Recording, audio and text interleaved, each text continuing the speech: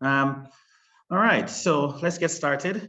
Our learning objectives today, I'd love for us to discuss the curriculum planning and implementation. I think that's a very it's probably nebulous area of the IB, the new curriculum. And then we'll talk a little bit about the individual oral as an internal assessment and speak somewhat about the paper one particular as an external assessment. All right, so let's get started. Let's talk about the curriculum. So the new curriculum is very interesting in the sense that I think at least it gives us teachers a lot of autonomy as well as students. The previous curriculum was far more structured in terms of what we had to do, but now the curriculum, the way it's designed, gives us the freedom to choose the text that we want to choose, and choose non-literary work to match it and a range of it, teaching it in various ways, if we choose to and how we choose to.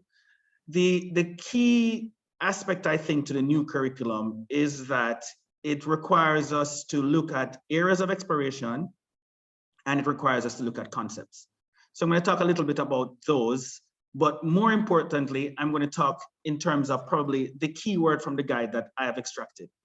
Sorry, before I go on, there is a Padlet with resources that I have shared with you. Some of them are, most of them actually are my own resources that I've shared with you that we will use as we go along through this, through the presentation today.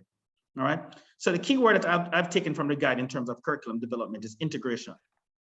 The IB suggests different ways that you could design your curriculum. One way is through concepts, and that's the way that I've decided to develop my curriculum. So I have developed my units based on the idea of discussing concepts. But before I talk about the concepts, let's talk a little bit about the areas of explorations. So the IB, first of all, has these areas of explorations that they want us to discuss. They want us to look at reader, writer, and text. They want us to look at time and space and intertextuality. And I think it's very important that we choose our texts that we're going to teach, especially our literature text, with this in mind. And also teach these areas of explorations explicitly.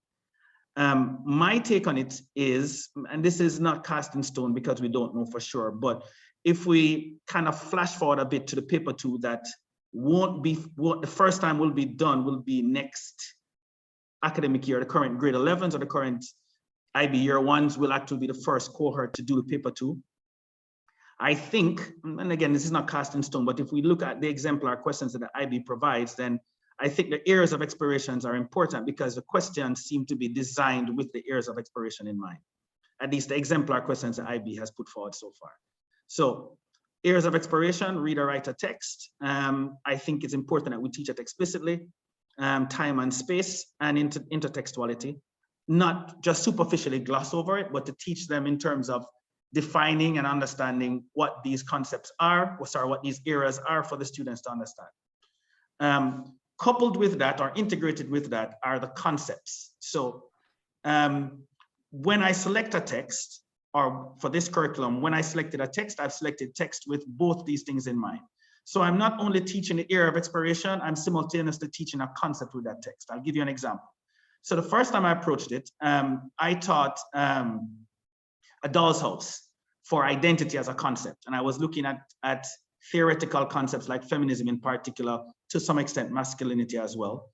And I tried to teach area of exploration, I tried to teach reader writer text with that text. What I found after reflecting on my teaching that year was that A Doll's House wasn't really a good enough text to explore reader writer text. So I changed my second year to the Crucible.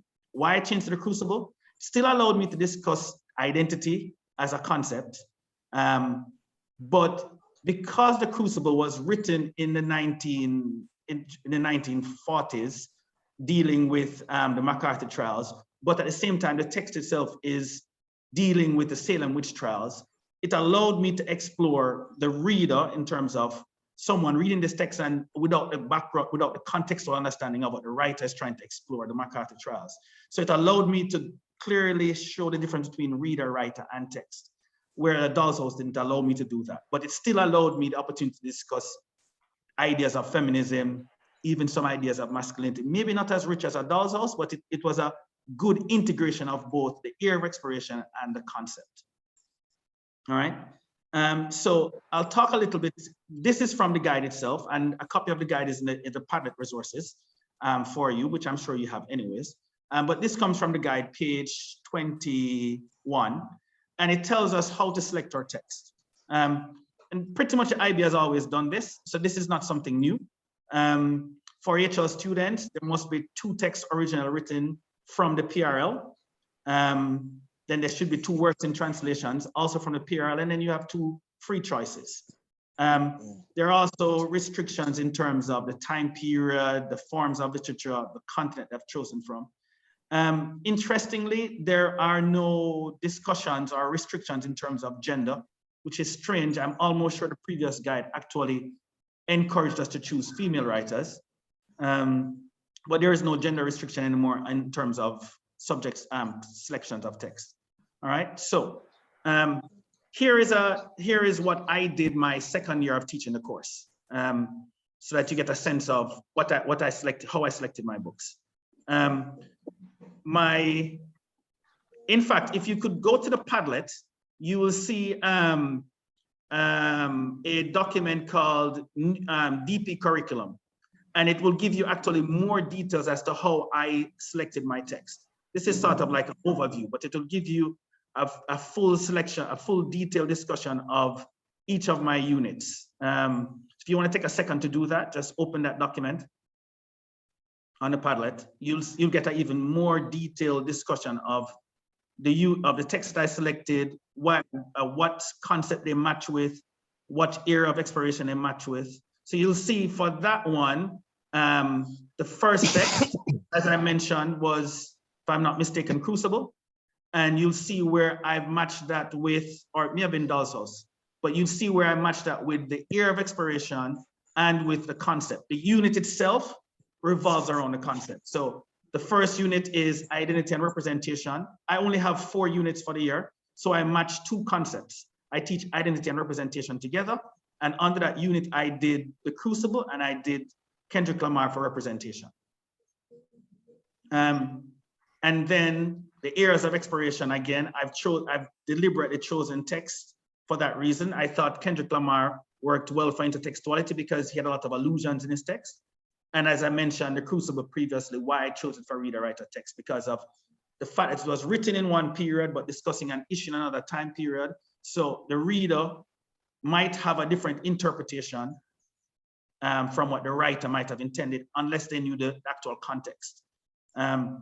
When I do the areas of exploration as well, I seep some theoretical discussion in. So for example, reader-writer text, I look at Roland Barthes' Death of the Author, I look at intentional fallacy, I look at affective fallacy, Wimsatt and Beardsley, and I give the students a sort of theoretical context to really tear apart the areas of exploration. When I look at intertextuality, I teach Gerard Genet. My French is horrible, so I can't pronounce his name properly. But I teach Gerard Genet and his ideas of transtextuality, which includes things like allusions, includes things like what he calls intertextuality, paratextuality. And it allows the students to then tear apart the text intertextually. And that works beautifully for Kendrick Lamar when I taught him. My personal drawback with Kendrick Lamar is that because he's an unconventional poet, he's a songwriter, it's not a good text to start poetry with. That is my reflection on it, because his kids didn't really get an understanding of the conventions of poetry from Kendrick Lamar. So that was probably in my reflection of it, a sort of failing in teaching Kendrick Lamar first in terms of poetry. All right, so sorry. So at this point, there is a Padlet that's going to be shared with you. And I'd love for you to share your text so we can all learn from each other. What text do you use? And if you reflect on it now, if you haven't done that before, where would this text fit into a discussion of areas of exploration and concepts? How would you approach this text in terms of the text that you now teach, how they match with the areas of exploration and the concepts? So just take a few minutes to do that.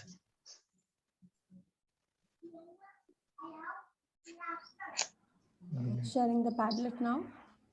Okay, so the Padlet is in the chat. So if you click the Padlet, the chat, and I will click it to just see what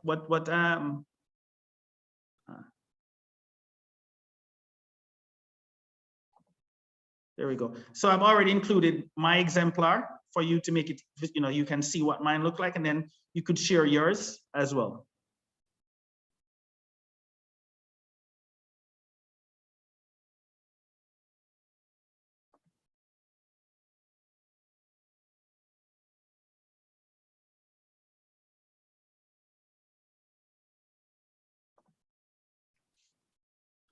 I'm eager to see some of the text that you're using. I'm pretty sure I'll pick up a couple of texts that I could use myself.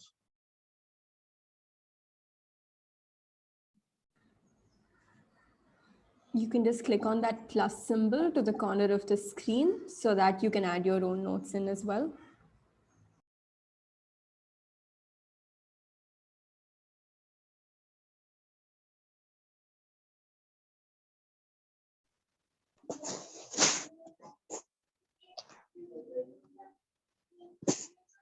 And if you're using the chat, it would be great if you can just select everyone so that we are all able to see your responses. Thank you. I'm not able to, hello, this is Abhilasha here. I'm not able to select this option of everything so that I can post my queries. I just have these two options. You can also leave your comments in the comment right below, as you can see anonymous writing, or you can click on the plus symbol here.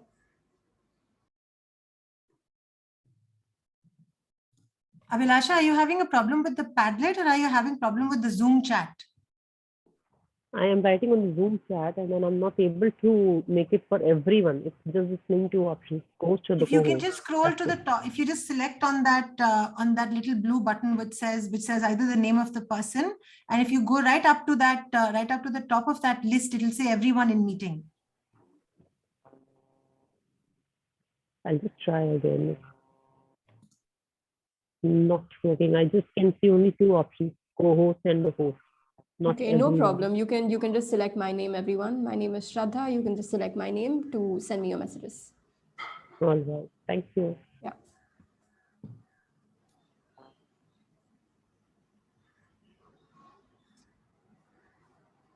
And in the meantime, please fill the Padlet for Donald. Thank you.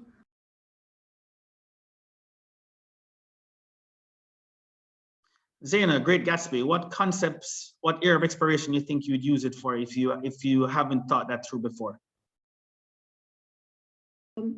I would use it for power, politics, and justice, because repeatedly, when we're talking about the key characters, they do exhibit hierarchy. They do exhibit the corruption that takes place in that particular society in 1917. So that's why the subcategory of the key concept is basically hierarchy. I guess I would go for hierarchy, plus the thing of unequal distribution of wealth. Okay. I did teach that. No problem. Yeah. So it seems as if your curriculum is, this in particular here, is sort of looking more from an approach through the fields of inquiry, which is another way of approaching the curriculum. Yes. Yes. Mm-hmm. So I'm thinking more along the lines of concepts and the areas of exploration. So if you were to, so I mean, it's just a thinking process. If you were to think through The Great Gatsby from a perspective of the concepts, let's say identity, representation, creativity, communication, transformation, any of the concepts, how would you teach it, or which one you think it would be good for using? That's the question I'm asking. Or for example, I would use representation. Okay. I would use representation because repeatedly throughout the novel, there's a lot of this representation of those who are rich and how do they present themselves. those who are middle class and how they are represented, be it physically or even ideology.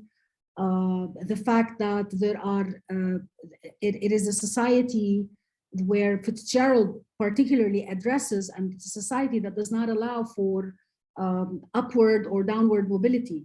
It's kind of like set. So that representation, how are the characters represented, and how does Fitzgerald identify this this lack of mobility? So I would go for Representation.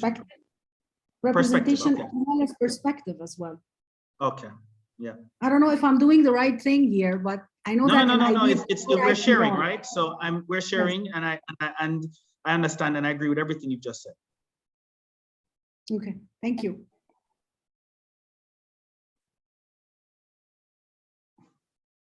All right. We have another question from Abhilasha. It's in the chat. I think she wasn't able to post it, so I've just noted it there. She's asking, how do we decide upon an AOE, and does it have to be the same for everybody, or can it vary? No, it will always vary. I think the beautiful thing of about the new curriculum is autonomy. You have the freedom to choose, and more importantly, students have the freedom to choose. There are so many different ways you can approach the course. For example, and we'll talk about this a little later on, but for example, with non-literary text, you don't have to teach a particular, whatever the students are going to do, you're supposed to teach it in class. But the idea of teaching it in class is open. It's not fixed in terms of what teaching looks like. So for example, one of the things one of the ways in which I'm teaching non-literary works now is through a carousel method. So for example, I'm looking at political cartoons. I introduce and teach, superficially at least, 4 different political cartoonists, sorry. And then I allow the students to choose the one that they want to go in depth in. So they have more autonomy. They're choosing what they want to do. So in response to your question, there is nothing fixed. You have the opportunity to choose what you want to do, and and the students too can choose. And also, here's another thing. For the most part, a text might very well fit into multiple AOAs or multiple concepts as well. So you might see it working for perspective. Another person or a student might see it working for identity. And that comes out in the individual oral as well, because you might consciously or subconsciously choose works with pairings in mind, literary and non-literary pairings in mind. But then if you give the students that sort of freedom, they'll come up with pairings that you just never would have imagined. I remember my first year doing it. I did Crick Crack, and I did, one text that I did was Crick Crack, and I did Peter Brooks's political cartoons. And a student came up with a connection between those two that I just never imagined could have happened. So that's the beauty of the course, the freedom to allow your students to choose, as well as you having that sort of freedom as well. I hope that made sense. I wasn't rambling. No, completely. Thanks, Don. Yeah, thank you. Just for clarification purposes, I'm sorry I'm interrupting, but are you implying that the global issues are no more titled global issues? No, the global issues are global issues. Oh, so they're still there. The global issues. No, the global issues haven't changed. What the IB has suggested is that the students formulate their own global issues. So in formulating their global issues, the IB, we'll talk about this with the individual oral a bit, but what the IB has suggested is that in the guide, they've put what are called fields of inquiry, as you've mentioned. And one of them, for example, is power, politics, and justice. And it has the sub-bits underneath it, like colonialism, hierarchies of power, etc. And what the IB is recommending is that the student uses the field of inquiry to develop their own global issue with the guidance of the teacher. Another way that they've suggested in the teacher support material that I probably could have added to the resources, but it slipped my mind.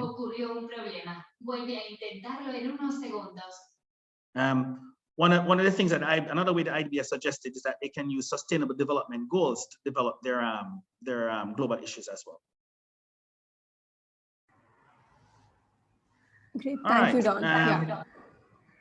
We can move on from here. back to the slide, but we can take some questions at this point where Yes, curriculum yeah. development is concerned. Yes. Yes, there's one question from the chat that I would like to take. So the question came in from IK, who asks, what exactly are the nuances that separate the areas of exploration, readers, writers, and texts from time and space? The guide's articulation of these sometimes is overlapping. So what exactly are the nuances that separate them? All right, well, this is my opinion. The reader-writer, there is an overlap. I agree there's an overlap because reader-writer text in some ways encapsulates or captures time and space and vice versa. But reader-writer text is focusing on what is the writer's, when the writer writes this text, what is the interpretation that the writer probably intended. That's different from the reader. When the reader reads a text, what interpretation does the reader get from the text? And these two interpretations can be separate. And the text itself can have its own meaning. So the way I distinguish it, again, as I mentioned earlier, is by teaching from a theoretical perspective. So for example, I would teach superficially, of course, Roland Barthes' idea of the death of the author. And so the students recognize that, okay, whatever the author might have intended is irrelevant. As the reader, I bring my own interpretation, my own context of interpretation to this text. My background as a Jamaican who lives in El Salvador, who's worked in the Middle East and Central America, that brings a different type of experiential background to a text than someone who has lived in another part of the world. So that's the reader aspect, I think, that comes out of that. And that's still different from the writer itself. And then the text aspect looks at close reading itself. So when you close read a text, what do you get from a text? And these three things are three separate things the student need to understand reader-writer text. Time and space, on the other hand, explores more the geographical space that a work was written in. More recently, I am looking at Things Around Your Neck by Chimamanda Adichie as a text I'm teaching now. And I'm looking at social space within that text, using Michel Foucault's idea of heterotopia as a social space to try and help students to understand what space means in that text, what is the cultural space and the social space in that text.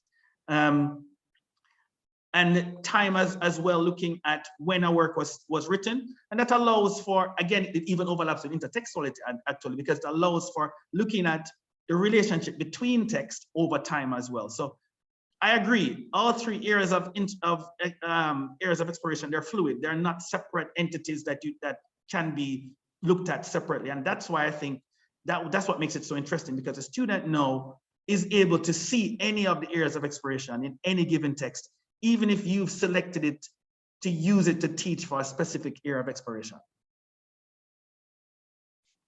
Thank you, Don. For the moment, these are all the questions we have, so we can continue. And everyone, please leave your other questions in the chat. We will be pausing very soon to take more. Thank you.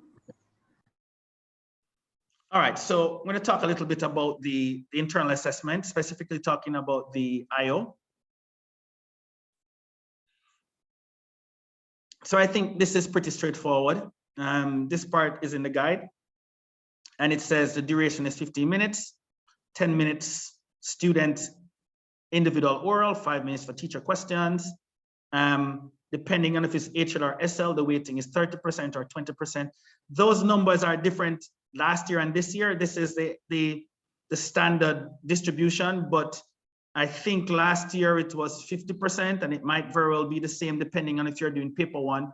No students are doing paper two this year, so these distributions are different for the last year and this year.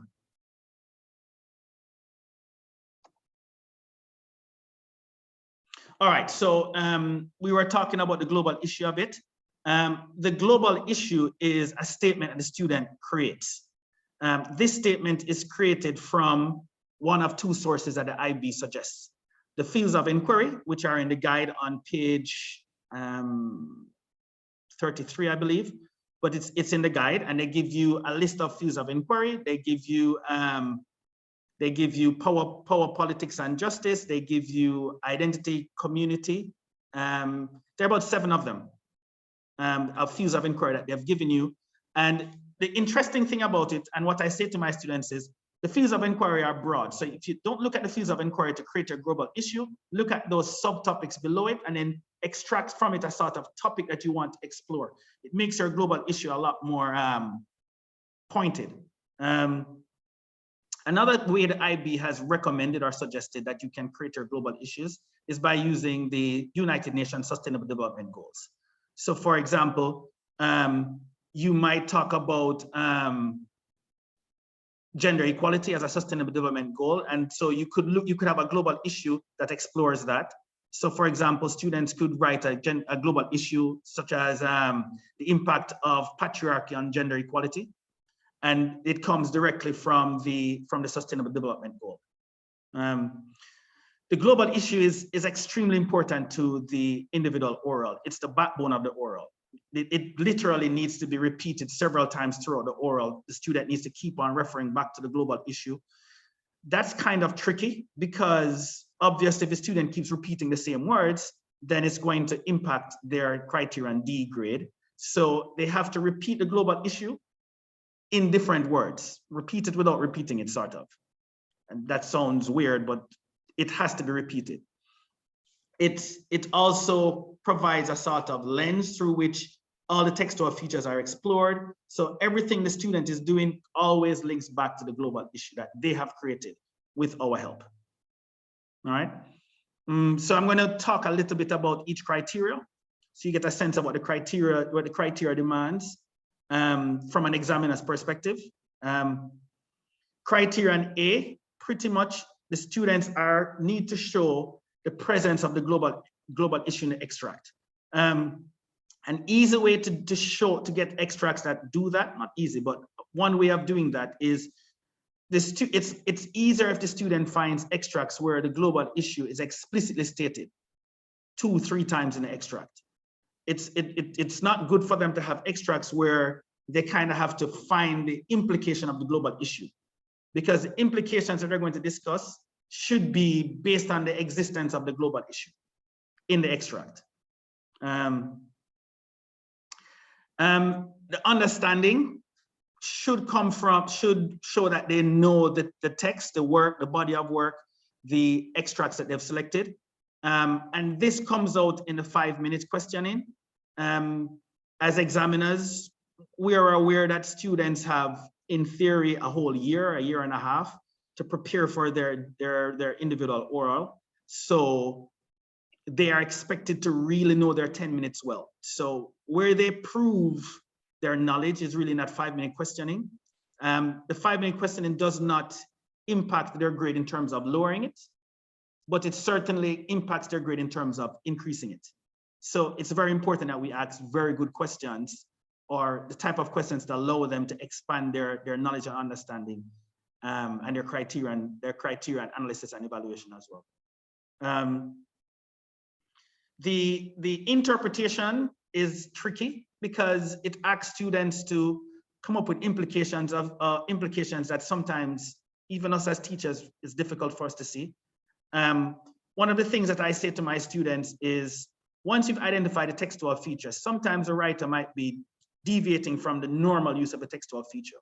So if you can identify, let's say, how the writer deviates from the normal use of a textual feature, then that lends itself to the possibility of a more insightful implication, a more insightful understanding or interpretation of the use of a textual feature in relation to the global issue.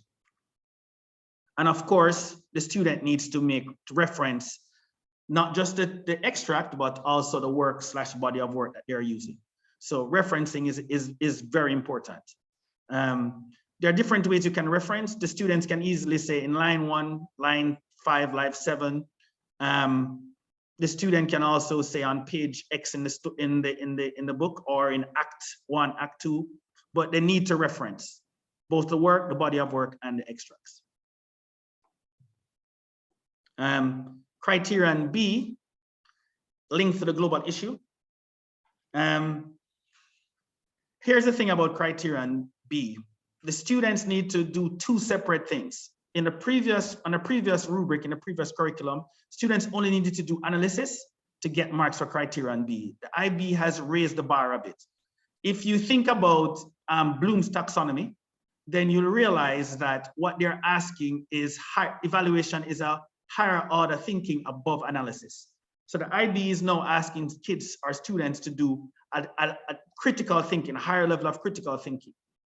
So the easiest way to break it down is analysis still remains the same. The IB in MYP has defined analysis. Analysis pretty much is the effect the textual features has on the reader.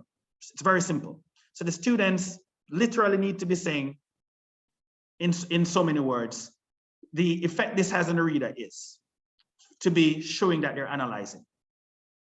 They can't describe a textual feature. They have to talk about this is making the reader, this has made the reader nostalgic. This makes the reader think about their own lives, but they have to talk about the effect on the reader. Evaluation is a little different. Evaluation is not the effect on the reader. Evaluation is why the student thinks that the textual feature is effective. So the writer has chosen this textual feature. Why is it that this textual feature works in terms of conveying the global issue?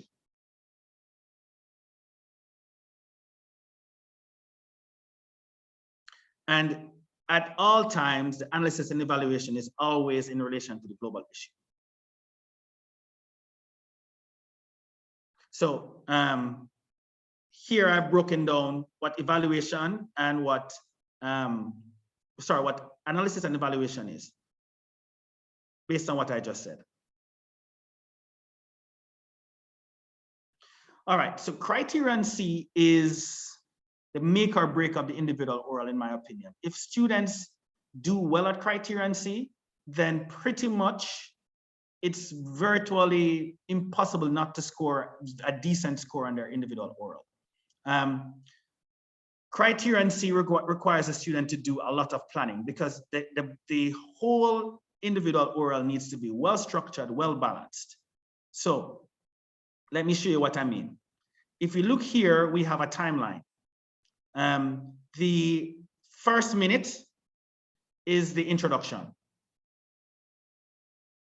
Then the student has to have a 2-minute work and body of work. So the first 5 minutes is whether it's literary or non-literary, the first half of the work. And they have 1 minute introduction of the whole oral, and then they have a minute, 2 minutes, sorry, discussing the textual features, linking it to the global issue where the extract is concerned, and 2 minutes for the body of work. Non-literary 2 minutes, body of work 2 minutes. That's 5 minutes. Then they have to do the same for the literary work, where they do 2 minutes on the literary work, 2 minutes on the global issue, and then they have a 1 minute conclusion. So this is tricky because the student needs to plan it. They pretty much need to know their oral well enough to make sure that they can do this sort of balancing in terms of the time limit. Previously, students could be a little under in their oral and it wouldn't have been an issue. Now I argue that it's better students are a little over, but not under. So a student can be 10 minutes, 15, 10 minutes, 30 seconds. And that's better than being 9 minutes, 30. However, if the student goes significantly over 10 minutes, they will lose marks on criterion C automatically. The 5-minute questioning is very important, as I mentioned before. That's where you can help the student to improve their criterion A and B grades. To some extent, criterion D as well. It does not, the 5-minute questioning does not impact the criterion C grade. The criterion C grade is done once the student finishes their actual oral. If they go excessively over, they're losing marks. If they go excessively under, they're losing marks regardless. And if they haven't treated each of these pieces with balance, they're losing marks as well. And right through the whole oral, let me just go back. Right through the whole oral, they need to focus on the global issue. Remembering that the global issue is the backbone of the piece. In addition to that, the student needs to use transitions to signal they're moving from one aspect to the next. But bearing in mind that this is an oral, so their transitions need to sound as if they're making an oral presentation rather than as if they're reading a script.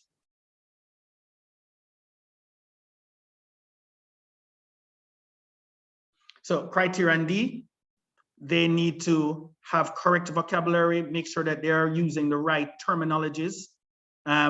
Their register needs to be appropriate. They can't be using an informal register. Elements of style so the basic thing to remember is it's not an essay. They need to sound like they're making a sort of oral presentation, a speech, if you will, and it can't be monotone. And it can't be paced too quickly. It needs to be flowing as if they're making an oral presentation, almost as if they're making a speech, as if they were doing a debate. All right, so at this point, I'm going to send you off into breakout rooms, and I have a sample audio that was one of my students that was graded by the IB. So I have the IB grades and the criterion grades, and I would love for you to go into your breakout rooms, listen to the audio. There's also the extract there. All of this is on the Padlet sheet. So you'll see the audio and you'll see the extracts, and discuss it amongst yourself. What would you give it for criterion A, B, C, D? And put your scores in the poll, and then we'll discuss it when you come back. Can we have the breakout rooms being created, please? And everyone, you can see the sample, the Padlet has been shared again in the chat box. So please use the resources that Dawn spoke about. It's all in the Padlet. And soon you'll see an option to join breakout room. Please click on join to join your breakout room. And when you exit, just a reminder to say leave breakout room. We still want you to come back to the main session here. Thank you. Please click join.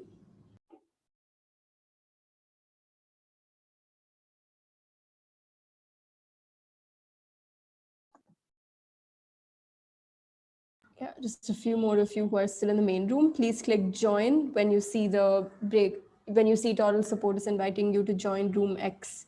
Please click join. Please take 30 seconds to do this. Yeah, if Veena, Hiroki, and Arshia can please click join to join your breakout rooms, that would be great. You'll see a message pop up. Veena, Hiroki, Arshia, Lata, do you have any questions about joining the breakout room?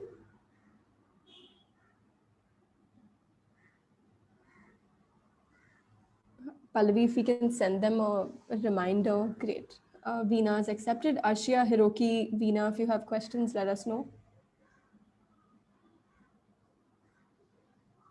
Okay. Dawn, would you like to join a breakout room as well? Not necessarily. Okay, perfect. How many breakout rooms do we have? Pallavi? Yeah, just waiting for Pallavi. My bad. I was on mute. We have 6 breakout rooms. Okay, fine. So you could send me into, I actually clicked not know. So if you can send me back into one, and then I'll come back here, and then you send me into another one, so I can just hear the thoughts. Perfect. All right, sure.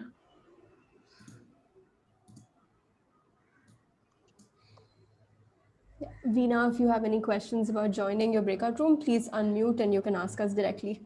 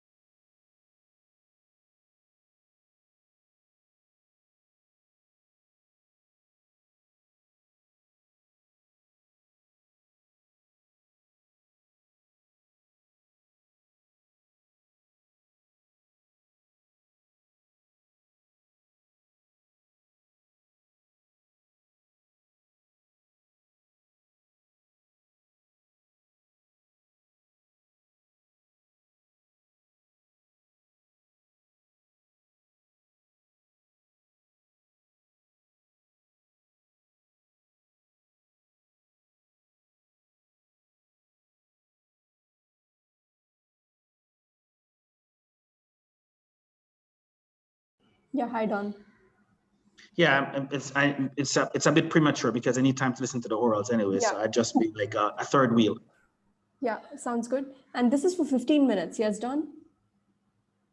Yeah, they will. Yeah, they need like Like at least how much 10 time we minutes? have? Yeah, they need more than 10 minutes because the oral is 10 minutes Okay. and the questions is 5 minutes. They need like Okay. about 20 minutes. 15 to, okay, cool. They need about at minimum 15 minutes to get Okay. it done, but really about 20 because they need. But we'll check back in 15 minutes. Okay, sounds good. Yeah.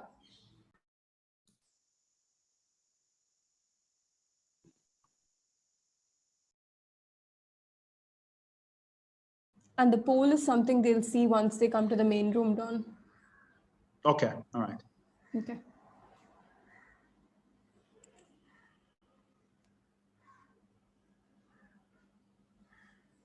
And just as a heads up for you, we have about 40 minutes left for the session. Okay, Yeah, I'll speed things up. no problem. Yeah.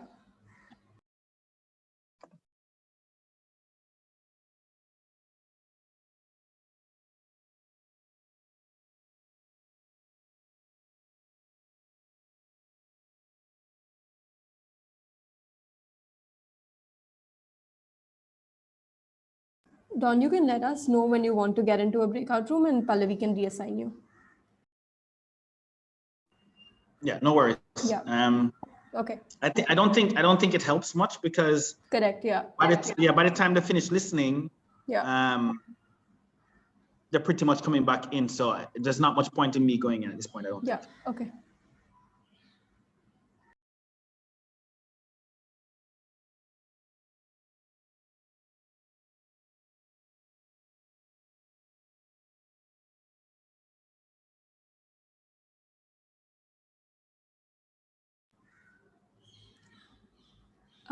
Pallavi, there are two participants who are not assigned yet.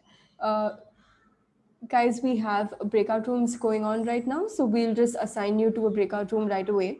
If you can just click join to join the breakout room, you can participate in this 15-minute activity that is currently underway. So Pallavi, if we can please assign the participants. Thank you. Can I ask you to help me? Please send me first the Padlet, the link. Yes, sure, Eliana. I'm Thank sending you. it to your personal chat. Everything closed. Thank you. Okay. Eliana, I've sent it to you, so you can join the breakout room once you see the option.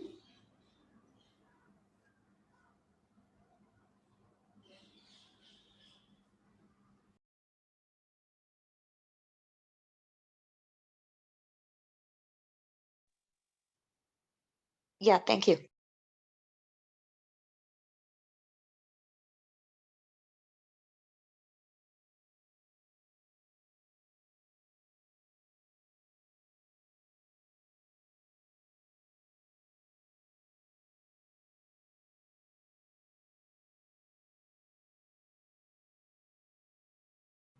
Yeah, Eliana, you just have to click join. Perfect. Okay.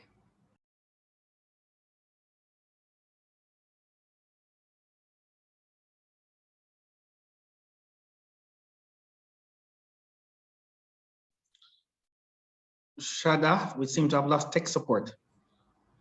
Okay, got it. No Not seeing problem. I am Pavalo. a co-host, so no problem. I have access to the breakout room and everything else. I'm Okay. sure Pallavi will be back. Okay.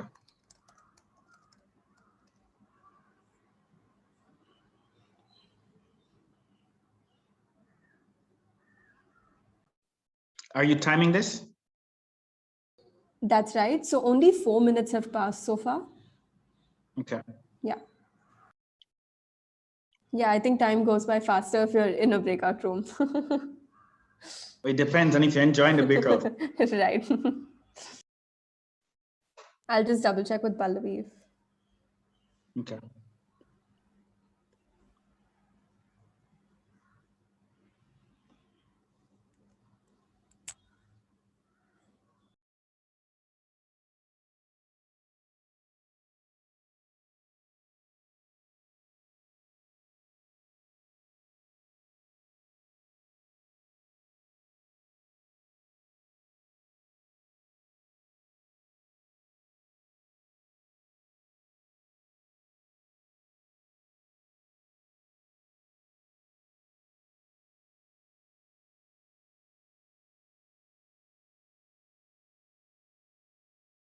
Yeah, Pallavi's back on the call, Dawn.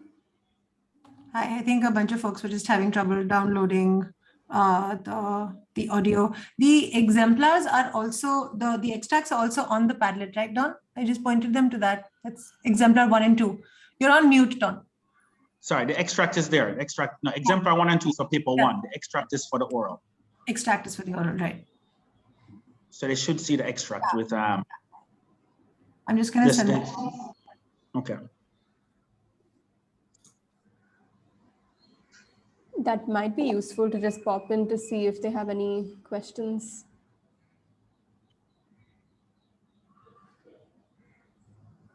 Well, as long as they can listen to it at this point, they just have to listen to it and figure out what they give it for A, B, C, D. Yeah, Pallavi, will you put that up as a message in the chat? Yep, I'm on it. I'm just saying that Okay. the audio file needs to be downloaded in case you're having trouble listening to it. Okay.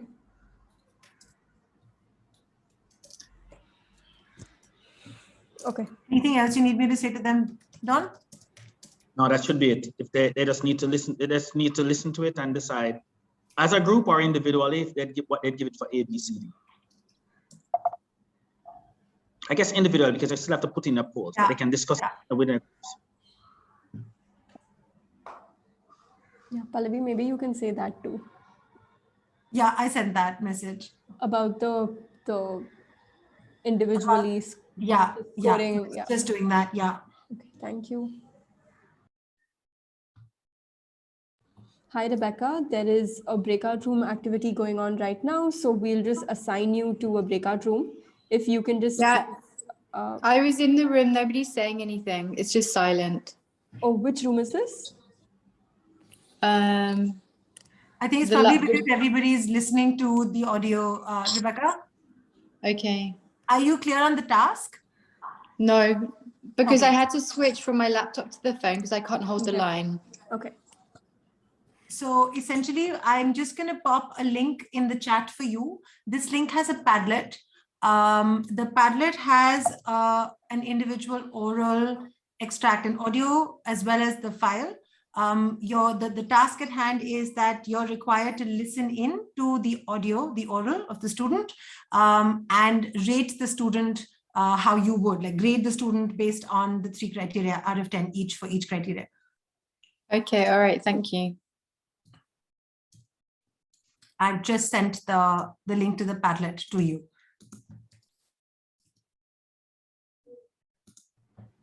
Neha, do you have any questions for us?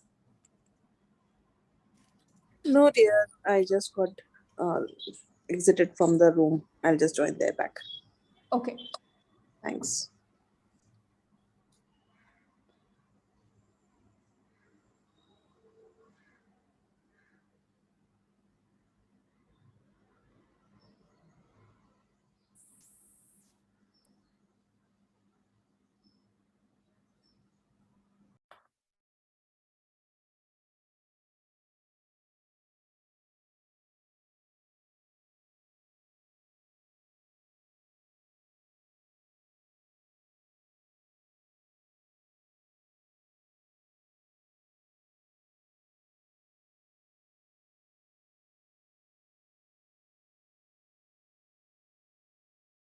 Just a time check. About 10 minutes have passed since we started the activity. So we'll give them 5 more minutes. Cool. Don't You want to put me in a breakout room so I can just see if anyone needs anyone has any questions or thoughts. I'll move you to this one, the room number 5. Okay.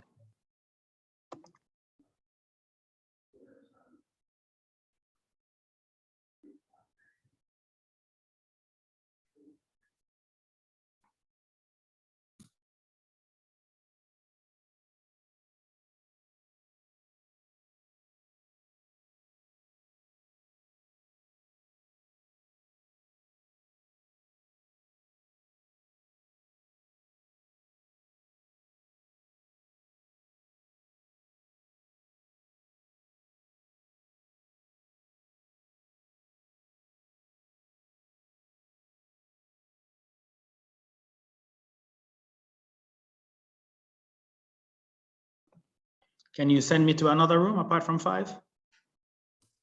Sure.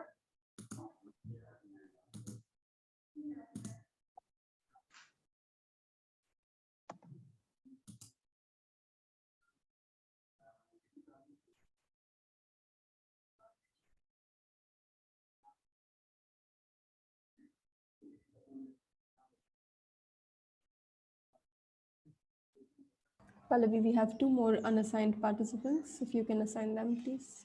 Sure. Susan, did you just join the session? Would you like us to repeat the instructions for the breakout room? You're on mute. We can't hear you. I muted. So no, I just dropped down. So I know. Thank Okay, you. perfect. So I'll just add you to another room. Yeah. Okay, thank you. Which room were you in before, Susan? 2. Okay. Sending you back there. Thank you.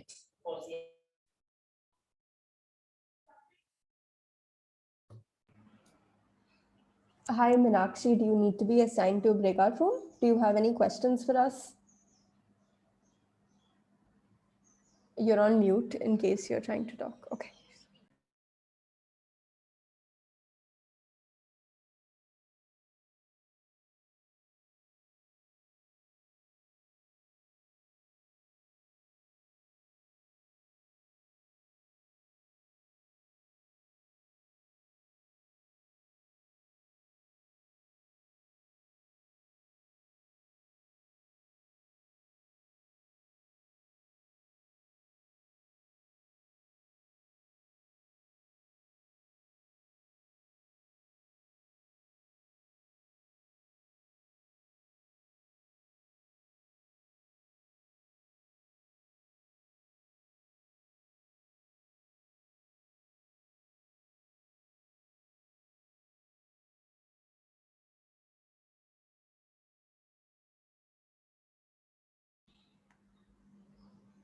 Hi, Don.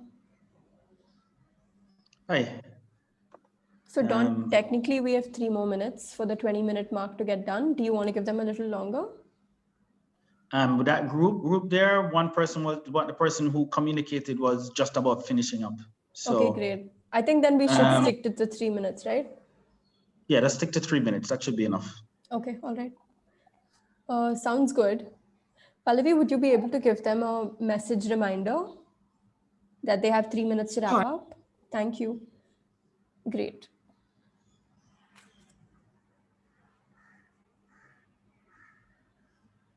That should leave us with about 20 minutes to, yeah. Okay, okay, all right. We can do 5 minutes of questions at the end if you would like. Yeah, however you'd like. Okay.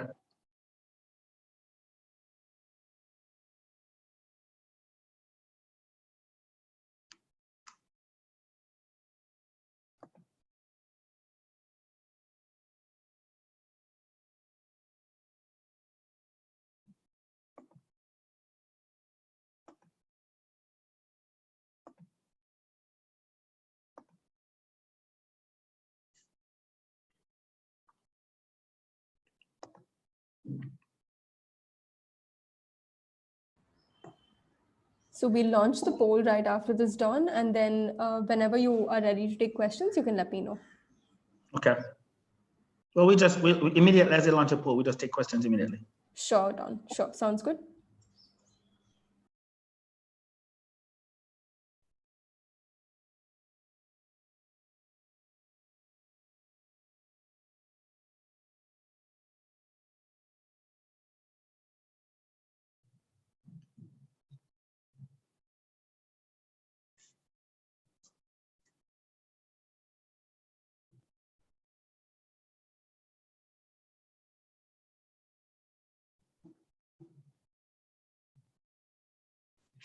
Pallavi, 1 more minute and then we can close the breakout rooms. Should I close now? Because the breakout rooms also take 60 Yes. seconds to close. Yeah, Okay. that sounds good. Yeah.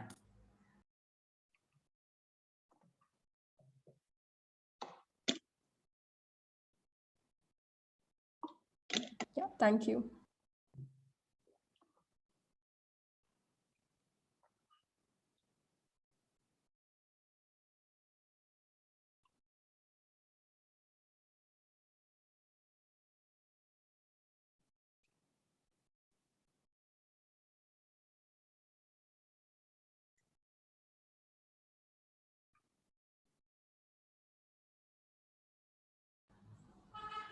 Hi, welcome back to everybody who's just joining us. We will be sending, for those of you asking, we'll be launching a poll as soon as all the breakout rooms are closed, and you will be answering that poll for us. You do not need to discuss the marks otherwise at the moment. So please give us a few seconds to wait for everybody else to join us. Thank you.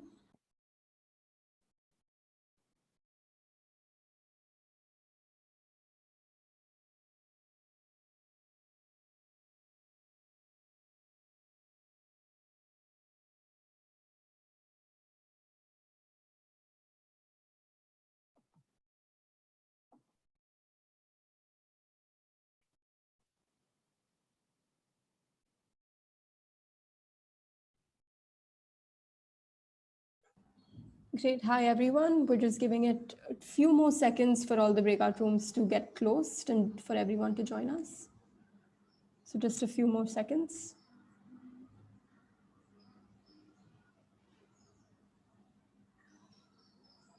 Pallavi, can you confirm that the breakout rooms are all shut and people have joined, and then we can get started? Yep, that's right. Donald, you can let me know when you'd like me to launch the poll. You could do it right now, please. All right, coming up. So everyone, you see a poll in front of you. Please feel free to mark your answers there. You see criterion A, B, C, D, and 10 points under that. So please feel free to put your answers in.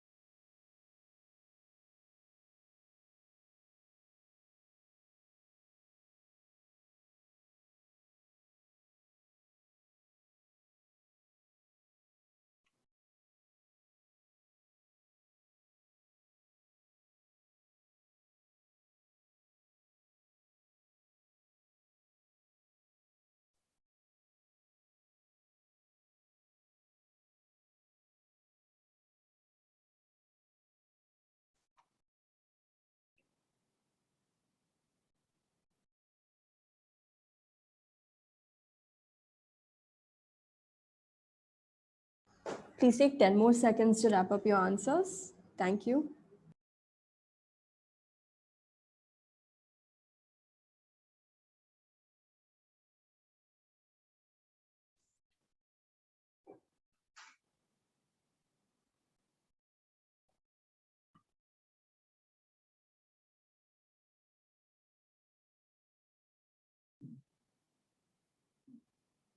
We've got about 10 of you who are yet to input your scores. Can we just ask you to please let us know in the chat if you're having any trouble with adding your scores to the poll?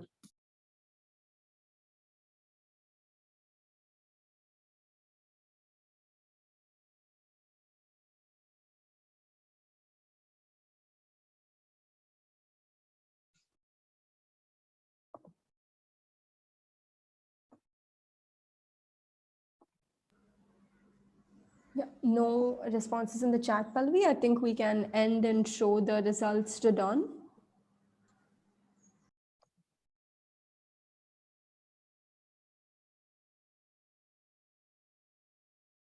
Okay.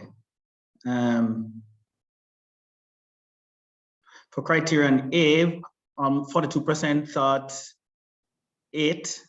Some of you 9, a few of you 10. For B, 6, 7, 8, 9. Somebody thought she got 10. All right. So this IO was graded, and the student got 9 for criterion A, 8 for criterion B, 9 for C, and 8 for D. So the student got 34 overall. As an examiner, I can tell you this much: there is a tolerance in terms of plus or minus 3. So as an examiner, if I'm not sure if all of you know what a seeded paper is, so I'll explain it nonetheless. for every 10 orals or for every 10 or so orals that I grade, one is already pre-marked. So I have to mark that oral within the tolerance of what the senior examiner has already marked it. So let's say if this oral got 35 from the senior examiner, my tolerance is plus or minus 3. If I'm outside of that tolerance, then I'm stopped from marking, and I have to reassess all what I've done so far, because clearly I'm not in the same mindset as the senior examiner. The way they see the orals should be marked. So this one got 34 from an examiner. I don't know if a senior would have given it more or less, but more. This is the ballpark of where this one did, or what she did.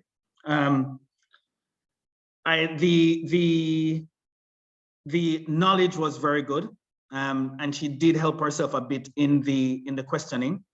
I'll talk a bit about the questions, because that is where we can actually help our students more than anywhere else. And then I'll open it to questions if you have any. The teacher support material says that we should ask students questions that allow them to show more understanding of the text and more understanding of the analysis and the evaluation of the text and the body of work. So generally, when I ask questions, I tend to ask students like a question like, I see where you mentioned the use of metaphors in the extract. And I might have realized that they haven't spoken enough on it. Then I'd say, I see where you've mentioned the use of metaphors in extract. Can you speak a little bit more about what you think that the effect that metaphor had on the audience and why you think it was effective? That allows them to elaborate some more on their analysis and their evaluation. All right, but I'll open it to questions at this point. If you have any questions, just let me know and I'll see if I can answer. Yes, Don, there are a few questions that I've been compiling on my end. So I'll just quickly take you through them. In case you've already touched upon the answers through your content, it would be great if you can still answer it from like a revision point of view. So the first question here wanted a clarification that in the examiner practice IOs last year, had a couple of IOs which went over 10 minutes, but apart from criterion C, the IO was highly marked. Do we allow students to continue till they stop or intervene at the end of 10 minutes? Mm-hmm. It's a catch-22, right? Yeah. But it could work in the students' favor if they go over time. That's why I mentioned earlier that it's in the students' interest to go like 10 minutes, 30 seconds going over rather than under. So got it. If the student goes over the 10 minutes, significantly over the 10 minutes, let's say 11 minutes, criterion C is the only criteria that they are marked down on. So we're not allowed to double hit students. So we can't mark them down on multiple criterions for the same mistake. So only criterion C would be affected by them going over. So what does that mean? It means that if they go over and they're actually talking substantive information that helps A and B, then they're getting their A and B marks. So they can actually help themselves a bit with A and B if they go over, probably take a slight hit on criterion C. So no, don't stop them. Allow them to go on until, and also if they don't conclude, then it obviously is going to hurt criterion C because they need to have a conclusion anyways. So they need to tie up their oral. So it's a sort of catch-22. You want them to be as much accurate in terms of timing as possible to nail criterion C, but at the same time, if they go over, it won't necessarily hurt the criterion A and B marks. Understood. Thank you. The next question is from Nandini. She asks about intratextual links. Do the two texts have to be connected other than the link of the global issues? No, it's not a comparison task. Only comparison task now that exists is the paper 2, which we haven't done yet, but that's the only comparison task. This one is not a comparison, though the teacher support material says, there's one of the things that teacher support material says. It says that as a teacher, we can ask students questions about links, intertextual links between both texts in relation to the global issue, if we feel as if they have done a very good job in their analysis and evaluation prior to that. So in our questioning, we can ask them that. So what I've said to my students is, if the teacher support material is saying that I can ask you that, then it doesn't hurt for you to address that sort of intertextual link during your actual oral. And where I have them do it is in their conclusion. So in the conclusion, if you listen to the example that you heard, the student tried to address that sort of link between which one, the comparison between both, and which one you thought was better and why. Yeah, understood. Thank you. I'll take one last question before letting you carry on. Would be interesting to know what helps a student crack the 9 to 10 mark for language. Any thoughts from your end on what really helps them crack the 9 to 10 score? And this is a question from IK. Yeah.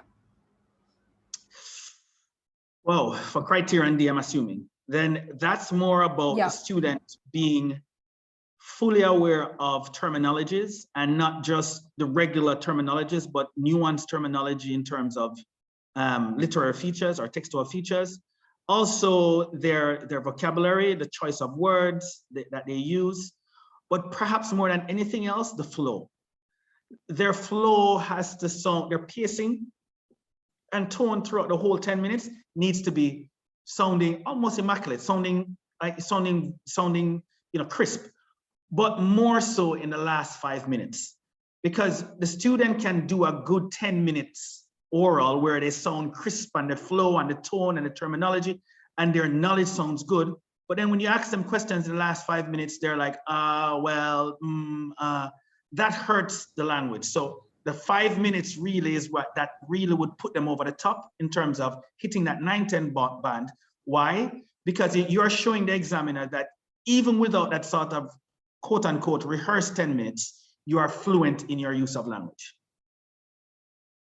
Great, thank you so much, Don. And for the rest of you who did share questions, we will find a few more minutes before the session ends to ask those questions. Thank you, Don, you can continue. All right, so I'm going to try and breeze a bit through paper one and share some thoughts on paper one. We already know the time limit and the duration. Just a reminder, HL is a 2 hour, 15-minute paper.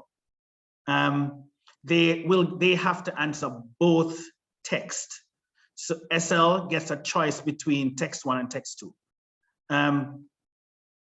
The question that is written at the top of the oral is write a guided analysis. So when we just got it, the IB didn't really explain what a guided analysis is. They have done that now in subsequent trainings for examiners. But previously, it was a bit nebulous. What is a guided analysis? So a guided analysis, the way I approached it was to try and define the word guided and try to define the word analysis. And the second definition is what I came up with and the one that I use when I share with my students. It's the development of the identification of textual features and their relationships and interpretation of information to reach implications, not conclusions. Because as we know, implications are conclusions drawn from things not explicitly stated. All right. So the important thing is breaking down the guiding question, understanding the guiding question. So the guiding question, let me backtrack a bit. The way in which you write a guided analysis is by using the guiding question. So the students should, before they do anything else in the paper, look at the bottom of the paper and see what the guiding question is, and then use the guiding question to know, think about how they're going to write their guided analysis. So the key to the paper one is the guiding question. Previously, the guiding question was optional. The students didn't need to use it to respond to paper one. This paper one, the guiding question is virtually compulsory. I say virtually because the student has the option to not use it, but it would be a mistake, in my opinion, to not use the guiding question. They would have to be very articulate at trying to respond in another way. We'll put it this way. Knowing that the guiding question is the tool to you writing the guiding analysis, the writers, the curriculum developers, like myself, but I'm not a curriculum developer, paper one, but the curriculum developers write the guiding question with their thoughts about the paper in mind. So ignoring the guiding question is literally ignoring what the persons who developed the paper had in mind for the response. It's not the smartest thing for the students to do. So that said, the guiding question is divided into two parts. You have the specific and the general. Students need to be able to identify the specific half because that part is the part they're going to use to write the guided analysis. It's not elective. It's a compulsory piece. And in my opinion, they must use it word for word. So they need to be able to identify the specific half of the question and use it word for word in their response, in their thesis, in their topic sentence, as they write through the paper. Keep on addressing it virtually word for word. The general half is elective, meaning the question is structured in a way that they have to figure out what they're going to use for that general part to help and respond to the specific part. The IB refers to the specific part as a point of entry, as the point from which a student is going to enter the question. You can think of it as their thesis. So the specific part becomes a thesis from which they're going to use to write their whole essay. Now, the paper also, the question also has two other parts. It has content and form. The content is the meaning, and the textual features or the authorial choices is the form. So the specific part can be the content. But guess what? The content can also be general. And the form can be general, but as you guessed it, it can also be specific. So understanding which part is which and how to address it is important. On screen here is an extract from the IB exemplar. The exemplar the IB is giving us is also on the Padlet. It's on my IB, so it's an open document that everyone has access to. At the bottom is the guiding question. Discuss how different features are used in this web page to persuade the reader to take action. I've broken down the piece for you to see which part is which. So this is the same question. Discuss how different features are used in this web page to persuade the reader to take action. The different features is the general. It's general because it's not specific to features. It's any feature the student wants to think about or they see that they can use to answer the question. But what is specific is to persuade the reader to take action. That part is specific. So literally in their thesis, the student is writing, the purpose of this textual feature, this purpose of this web page is to persuade the reader to take action about a specific literal meaning. As you can see, the different features here is the textual features, it's the form, and the persuade the reader to take action is meaning. Now, if you look at the other piece, the cartoon, oh, by the way, let me just backtrack a bit. One text is going to be predominantly text. One text is going to predominantly images. Here is the other question they gave. How do text and image work together to shape meaning in this comic strip? Caveat here, to answer this question, where it says text and image, the student is expected to look at text and image together. They can't look at text separate and image separate. They're supposed to look at textual features that look at text and image combined. So let's say for this one, they could look at speech bubbles along with colors, for example, and how they work together to shape meaning. So here is this, the same question. Text and image is specific because it's specifically talking about text and image. Shaping meaning is general because it doesn't give you a specific meaning like the other one that says to persuade the reader to take action. It's like, what meaning is it shaping? So the student chooses the meaning. And of course, then the specific in this case becomes form and the shaping meaning context. All right. So because of time, I hope this is okay, Shahad. Yeah. Because of time, I'm going to have without going into the breakout rooms, just look straight at the Padlet at Exemplar 1 and Exemplar 2, and just put in the chat which part of the question do you think is the specific and which part is not. And I want you to think about it in terms of, is there anything interestingly different between Exemplar 1 and Exemplar 2? And I'll tell you what my thoughts are.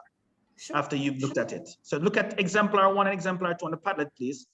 Look at the guiding questions and see if you can identify the specific and the general, which you probably should be able to do very easily, but there is something interestingly different about both papers. And then if you don't see it, I'll point it out to you. Great. Please use the chat box, everyone, to put down your answers, and you can send them to me on chat. Pallavi, can we share the Padlet link again, if possible, on the chat, please? Thank you.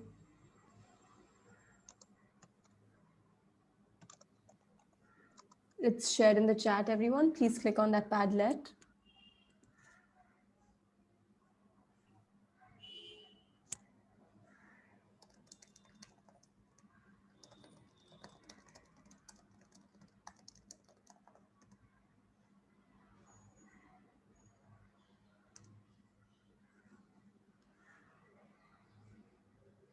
Yeah, and Dawn, could you repeat the instructions one last time for those who have just found the Padlet?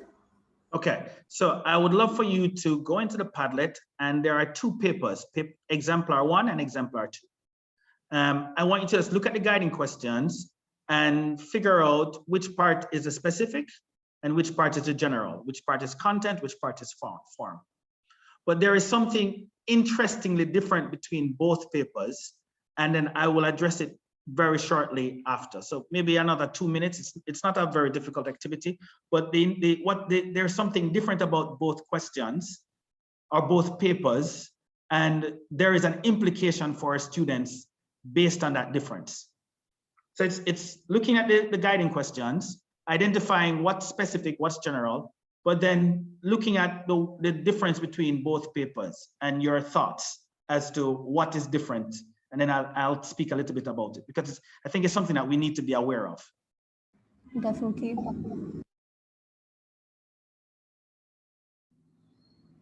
Yeah, please feel free to send in your chats once you've made the comparison and your notes. Yeah, we can just give them 2 minutes, Dawn, if that's okay. Okay.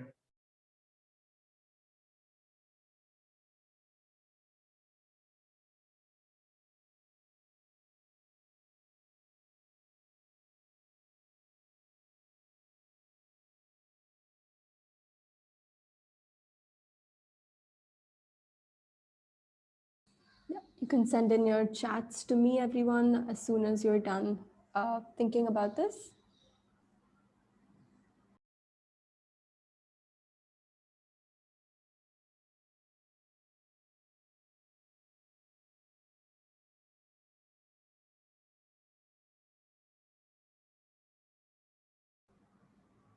I have one response. I'll just wait for a few more to come in so we're able to compile all of them for Dawn.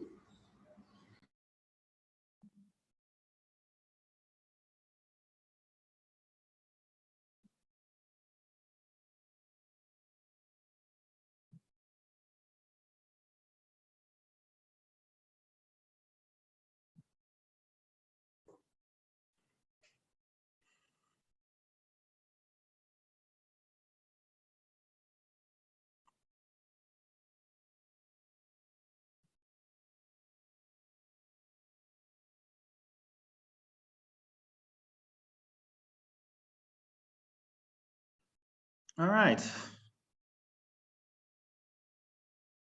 Are you ready to go? Yes, just a couple that have come in, I'll take them. So Andrew Ko says text 1, author's purpose specific, different features, that's general. In text 2, the persuasive tone was specific while the how component is general. And that's also what Uttami has said. In text 1, different features is general, author's purpose is specific. In text 2, how a writer establishes that general and the persuasive tone was specific. Yeah. All right. So in the interest of time, I'll just speed this up. Sure. The exemplars and the May 2021 papers had the text first and the image, the predominantly image text. So text 1 was predominantly text written, text 2 was predominantly image. And so the guiding questions were structured in such a way that the first one, the text, was always, would have seemed to have always be saying, how do different features? In other words, the text seemed to be always looking at content as general and the meaning as specific. And then the image question seemed to be the reverse, where the form was specific and the meaning was general. The November 2021 paper was different. If you look at Exemplar 1, that is what November paper looked like. They switched it around. They put the image first so that the discussion about the features of the image was general. And they put the text second, where they spoke specifically about tone in the text, in the written text too. What does that mean? What is the implication? There are no shortcuts to paper 1 anymore, especially for HL students.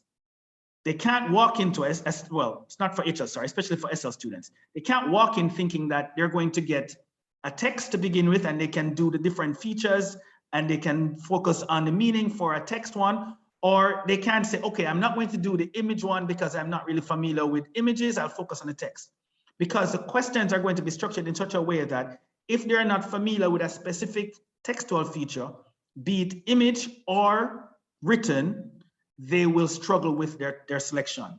In other words, students must know the language features and the image features to give themselves the best shot at responding to the question, because they don't know which way the paper is going to be structured. I may have been saying that in a roundabout way, but in essence, there is no shortcuts to paper 1. Students must know textual features for images, and they must know textual features for written text. They can't not know one or the other thinking that they're going to choose one of the two questions, because the way in which the question is going to be structured, the specific may be language. For example, it may ask them to speak specifically about tone, or it may ask them to speak specifically about, let's say, an extended metaphor. And if they don't know it, then they can't really do that question now, can they? So the one that they might have to fall back on is the image one, even if they're not comfortable with images. Does that make sense? Yes, thank you. No questions on that for now, yeah. All right. So, yeah, so we're pretty much out of time. So I will take any questions you have before we wrap up. I have 2 questions parked here that I'd like to take. One comes in from Eliza, where she says, students seem to struggle a little bit when they write the introduction. Any tips from your end on writing good, strong introductions? All right, so in my opinion, the introduction for the paper 1 is very short. It's not a very intense introduction. And I think the reason why I say it's short is because the IB has reduced the time limit. So this paper used to be an hour and 30 minutes. It's now 1 hour, 15 minutes. So technically they're being asked to do the essay in little over an hour, because they do need time to read and choose the text, etc. So, and plan their essay. So there is not much they can do in an hour. So for me, the introduction is 3 parts. This is what I say to my student. The first part is identifying the purpose of the text. So they'd say the purpose of the text is, and if they're doing the part where the meaning is specific, then it's easy to find a purpose, because the purpose explicitly stated with a specific guiding part of the question. So they can say the purpose of X text is to persuade the reader to take action. But there is one other element they need to add to that, is the literal meaning. The rubric is, you have access to the rubric, of course, and the paper 1 rubric, if it's not there, I can add it to the Padlet. Don't think it's there, but the paper 1, the first part of criterion A asks the students to know the literal meaning. So they either if for 1 or 2 marks, they need to kind of know it. For 3 marks, they need to know it well. For 4 marks, they need to have a perceptive understanding of literal meaning. So they start off by saying the text by author, text type, whatever, has the purpose stated in the guiding question, and they add the literal meaning to it. So that's like the first sentence, pretty much of the introduction. I asked them to follow that up with their take on the audience, who they think the audience is. And the final sentence is kind of optional. They identify the textual features that are going to discuss the purpose. So they don't have to list it. It kind of looks good in terms of organization and planning, but they don't have to. If they list the textual features, then they kind of bottlenose themselves into those textual features, unless they're going to kind of cross it out before they get to the end of the essay. But so though that's what I think an introduction should be. It's not a very long introduction, Yeah. primarily because the students don't have a lot of time to write a very long one anyways. Got it. I'll take one final question before we wrap this up, Don. It comes from Nandini. She asks, would students lose marks in criterion C if they don't have a thesis statement, but the response is well focused and the analysis has addressed the guiding question properly? Yes. Part of what examiners are asked to look for in criterion C is coherence. So they have to have that sort of thesis that runs through, which is the guiding question anyways. So it's kind of hard for them to address the guiding question adequately / their thesis if they haven't really discussed it throughout the body of the work. So I think criterion C requires them. Not only that, another thing criterion C requires them to do is to use adequate transitions. So, and not things like first, the second, and thirdly. They need to have, far more academic sounding transitions, not just at the beginning of the paragraph, but in the middle of the paragraph and at the end of the paragraph. So they need to be saying, additionally, at the start of the paragraph, in the middle of the paragraph, moreover, by the end of the paragraph, therefore. So they need to have these sort of transitions that sequence their argument from start to finish. And it has to revolve around the guiding question from start to finish as well. Understood. Thank you, Donald. Thank you so much again for this wonderful session. If you can go to the next slide, please. I'm sure everybody has taken away a lot of insights from this session. So again, for all of you, I know you have many more questions here in the chat box. You can join the Q&A session with Donald later today, where he'll be focusing on the learner portfolios and also answering any other questions that might have not been answered at this session. So please do join us for that interaction as well. Donald, thanks again for your time. And everybody, we've just popped a link in here for Donald's session on learner portfolios. So do make sure to attend that short session as well. And if you're interested in knowing more about how you can use Toddle at your school, we are doing a quick walkthrough in the next 7 minutes or so to show you the DP planning module. Do drop into that session as well with our team using the link that will be shared now on the chat box. So you have 2 different sessions and we'd love for you to attend both. Do drop into that session and we'll be doing a Q&A and showcasing the module there. Thanks again, everyone. And Donald, a big special thanks to you for covering that much content in such a short period of time. We really appreciate it. We'll also make sure to share the chat with you so you can see all the other questions as well that were asked and all the other thoughts that were shared as well. Thank you. Thank you. Thanks so much, Don. Thanks again for joining us in the session coming up as well. Everybody, we hope to see you there. Thank you for joining us on a Sunday. See you at the next session. Thank you. Thanks, everyone.